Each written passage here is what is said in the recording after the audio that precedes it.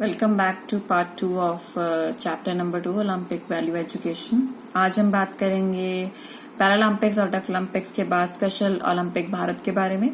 Then we'll talk about what are the Olympic objectives, ideals, motives, creed, इसके बारे में। इसके अलावा हम बात करेंगे इंडियन ओलंपिक एसोसिएशन के बारे में और इंटरनेशनल ओलंपिक कमेटी के बारे में। तो स्टार्ट करते हैं हम हमारा आज का topic, that is special Olympic Bharat. अगर स्पेशल ओलंपिक भारत की बात की जाए तो ये जो प्रोग्राम है ये स्टार्ट हुआ था 2001 में and it is recognised by the government of India as a national sports federation in priority category. इसको हर डिसेबल बंदे के लिए इन इंडिया स्टार्ट किया गया था, इसलिए इसका नाम है स्पेशल ओलंपिक भारत। और इसका एम जो इसका मेन एम है वो ये है कि एक इंसान की, एक विकलांग की पूरी तरह से डेवलपमेंट करना, कल्चरल डेवलपमेंट करना, उसको रोल मॉडल बनाना, उसको मोटिवेट करना आगे काम करने के लिए, टीचर्स को भी ट्रेन करना कि उन बच्चों को कैसे आगे लेकर जाना है उसके लिए। इनफैक्ट मैक्सिमम पार्टिसिपेशन जितना हो सकता है हर इंसान का शो करना, ताकि उनके अंदर भी उनकी प्रतिभा के प्रति थोड़ी सी जागरूकता और जागे। अगर हम इसको एज अ मिशन देखें तो ये एक मिशन है जो प्रोवाइड करता है पूरे साल में all round development of a child. और ये स्पेशल स्पोर्ट्स ट्रेनिंग और एथलेटिक कंपटीशन है जो एक प्लेटफॉर्म है कुछ गिफ्टेड बच्चों के साथ शेयर करने के लिए। जैसा कि आप फोटो में भी देख पा रहे हैं, मैरी कॉम के साथ बहुत सारे खिलाड़ी भी हैं। स्पेशल ओलंपिक भारत में माना जाता है कि जो इंटेलेक्चुअल डिसेबिलिटी के लोग हैं, जो बच्चे मानसिक रूप से कमजोर होते हैं, सीख नहीं पाते हैं, वो उनको इनकरेज करना है। इसके अलावा ट्रेनिंग देनी है, मेजर्स लेने हैं जिससे कि वो आगे अपने ग्रोथ में काम कर सकें। प्लस जितने भी उनकी डिसेबिलिटी है उनको ओवरकम करके उनको थोड़ा और सक्षम बनाने में कैसे हम हेल्प कर सकते हैं उस पे काम करता है ये हमारा special Olympic Bharat. Special Olympic Bharat work towards the social acceptance of people with intellectual disability whereby they are respected and given equal chance to give productive citizens. We encourage our athletes to move for the Special Olympic training. हम आज भी encourage करते हैं इनको आगे बढ़ने के लिए और इसी बारे में हम बात भी करते हैं। आगे बात करें इसकी हिस्ट्री के बारे में तो इसका जो क्रेडिट है वो इनेस कैनेडी श्राइवर को जाता है। स्पेशल ओलंपिक इंटरनेशनल जो था वो यूनिस कैनेडी श्राइवर, जो कि सिस्टर थी former president United states of America John F Kennedy की बहन, उनको जाता है। उनके दिमाग में आइडिया आया था, जैसा कि आप पिक्चर में भी देख पा रहे हैं उनकी फोटो को, उनके दिमाग में ही ये आइडिया आया था कि इसको सेलिब्रेट किया जाना चाहिए। जो खासकर जो डिसेबल लोग हैं, जो विकलांग लोग हैं, उनको पूरा मौका मिलना चाहिए, उनके साथ इसको चलाना भी चाहिए। श्राइवर मानती थी कि ऐसी अपॉर्चुनिटीज डिसेबल लोगों के अंदर और भी अच्छी कैपेबिलिटीज को बढ़ाने में सहायता प्रदान करेंगी। उन्होंने यहाँ तक कि कैंप श्राइवर भी शुरू किया था मैरीलैंड में इन 1962। The camp became an annual event और वो हर साल उन्होंने शुरू किया। स्टार्टिंग में जब वो कैंप शुरू किया था तो लोगों का कुछ खास उत्साह नहीं था, फिर धीरे धीरे इस कैंप के अंदर बहुत सारे लोग जुड़ते गए और आज ये देखिए कि ये स्पेशल जो है ओलंपिक्स इंटरनेशनल और भारत हर तरफ से मनाया जाता है। इन्हीं के उपलक्ष्य में, इन्हीं को सम्मान देने के लिए EKS यूनिस कैनेडी श्राइवर जो थी, जिन्होंने इसको बनाया था स्पेशल ओलंपिक्स को, उन्हीं को सम्मानित करने के लिए EKS डे भी बनाया जाता है। मिस्टर श्राइवर जो थी उन्होंने लास्ट सांस ली थी अपनी अगस्त 11, 2009 में और एक बहुत बड़ा अपना जो है विरासत छोड़ के गई है उन विकलांगों के लिए जो कुछ भी नहीं कर पाते, और उनको प्रोत्साहन दिया है उन्होंने कि वो भी हर साल अपने आप के अंदर कुछ हद तक, या ये कहें काफी हद तक, अपने आप को आगे ले जा सकते हैं। उन्होंने थीम रखा था प्ले यूनिफाइड, यानी आप कम से कम खेलों में तो सबको एक साथ लेकर चल सकते हैं। टू लिव यूनिफाइड, अगर आपने एक साथ रहना है तो कम से कम खेल तो साथ में सकते ही हैं। जब हम बच्चे होते थे ना तब हम सारे एक साथ खेल सकते थे, लेकिन जैसे जैसे बड़े होते गए तो हमें काफी चीजें पता चलती गई, इसके साथ खेलना, इसके साथ नहीं खेलना।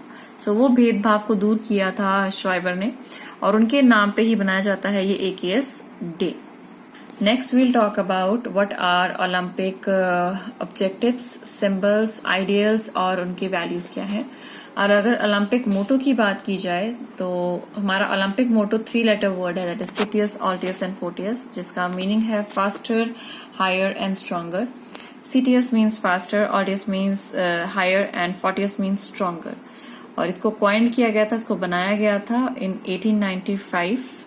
ओलंपिक फ्लैग्स की बात की जाए तो Olympic flag was created in 1913 और ये बैरन पीरेडी कार्बेटन के सुझाव से ही बनाया गया था और इसको खोला गया था, इनॉग्रेट किया गया था पेरिस में इन 1914 फॉर द फर्स्ट टाइम। और उन्होंने इसमें ओलंपिक में 5 छल्ले डाल रखे हैं इस फ्लैग के अंदर। हर छल्ला एक कॉन्टिनेंट का प्रतीक है। Blue for Europe, then black for Africa, red for America, green for Australia and yellow for Asia. ये हर कॉन्टिनेंट का प्रतीक इसमें दिखाया गया है।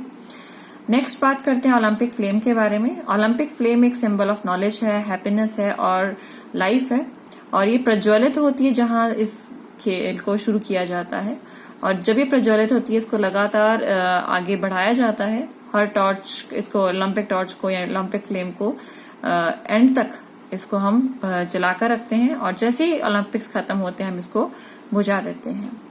नेक्स्ट बात करते हैं ओलंपिक अवार्ड्स के बारे में। तो ओलंपिक अवार्ड्स में हम अभी बता भी चुके हैं कि 3 मेन अवार्ड्स हैं, सिल्वर, गोल्ड एंड ब्रॉन्ज। इसके अलावा ओलंपिक ओथ की बात करें तो ये ओथ सेरेमनी के स्टार्टिंग में दी जाती है और इसमें जो हमारे ओथ लेते हैं वो प्रण करते हैं कि वो पूरी निष्पक्षता के पूरे भेदभाव मिटाकर इस खेल को पार्टिसिपेट करेंगे। अगर पढ़ा जाए तो ये लिखा जाता है, ओलंपिक खेलों में सबसे महत्वपूर्ण बात जो है वो इस शपथ के साथ लेते हैं कि हम इन ओलंपिक खेलों की स्पर्धा में वफादारी, विनियमों का आदर करते हुए जो इन्हें नियंत्रित करते हैं, खेलों के गौरव के लिए व अपने राष्ट्र के सम्मान के लिए शुद्ध खेल भावना से इन खेलों में भागीदारी के इच्छुक भाग लेंगे। सो इस ओलंपिक ओथ के साथ आगे बढ़ा जाता है। That is in the name of all the competitors I promise that we shall take part in these Olympic games, respecting and abiding by the rules that govern them in the true spirit of sportsmanship for the glory of sports and the honour of the team. यानी सबकी एकता के लिए, सबकी भलाई के लिए हम वही काम करेंगे जो सही है और इसको लेकर वो आगे चलते हैं। नेक्स्ट आता है हमारे पास ओलंपिक क्रीड, यानी ओलंपिक खेलों में सबसे महत्वपूर्ण बात जीतना नहीं बल्कि भाग लेना है। जैसे कि जीवन में सबसे महत्वपूर्ण कार्य जीत प्राप्त करना नहीं बल्कि संघर्ष करना होता है। ये आवश्यक नहीं है कि जीत हासिल की जाए बल्कि ये आवश्यक होता है कि अच्छी तरह से आप कैसे खेलते हैं या कैसे लड़ा जाता है, दैट इज मोर इम्पोर्टेंट। सो ये देख पा रहे हैं आप अपनी फ्लेम्स को और ओलंपिक के मेडल्स को भी। Next talk about what are Olympic ideals and objectives. अगर ओलंपिक आइडियल्स और ऑब्जेक्टिव्स की बात की जाए तो हमारे ऑब्जेक्टिव्स वही सेम रहेंगे कि to develop the fraternity and peace, यानी अंतर्राष्ट्रीय मैत्री भावना व शांति का विकास करना, विश्व में सभी देशों का शारीरिक शिक्षा तथा खेल प्रतियोगिताओं की ओर ध्यान दिलाना, इसके अलावा जाति, धर्म और नस्ल के आधार पर कोई भेदभाव न होने देना, युवाओं के व्यक्तित्व, चरित्र, नागरिकता के गुणों और स्वास्थ्य का विकास करना, खिलाड़ियों में अच्छी आदतों का निर्माण करना ताकि वे खुशहाल तथा स्वस्थ जीवन बिता सकें। इसके अलावा खिलाड़ियों में देशभक्ति व भाईचारे की भावना का विकास करना। सो ये सारा आपके अंदर आया है आपके ऑब्जेक्टिव्स में। अगर हम ओलंपिक सिंबल्स या एम्बलम की बात करें तो वही 5 छल्ले जो आपने देखे थे वो रिप्रेजेंट करते हैं ओलंपिक के सिंबल को on that white flag along with हमारा मोटो सिटियस, ऑल्टियस, फोर्टियस के साथ। अगर डेवलपमेंट ऑफ वैल्यूज की बात की जाए तो मेन ये 4 वैल्यूज को डेवलप करता है। Number 1 friendship. फ्रेंडशिप आपकी अपनी टीम में भी होनी चाहिए और अपने ग्रुप में भी होनी चाहिए ताकि इसको आप अच्छे से प्रोपेगेट कर सके। And nation and country as a whole होनी चाहिए। नंबर 2 सॉलिडेटरी, यानी कि आप लोगों की जो पार्टिसिपेशन है एकमात्र एक तरफ होकर सबके लिए ही चलनी चाहिए। नंबर 3 आता है फेयर प्ले, यानी बिना निष्पक्षता के साथ, बिना भेदभाव के साथ खेलना।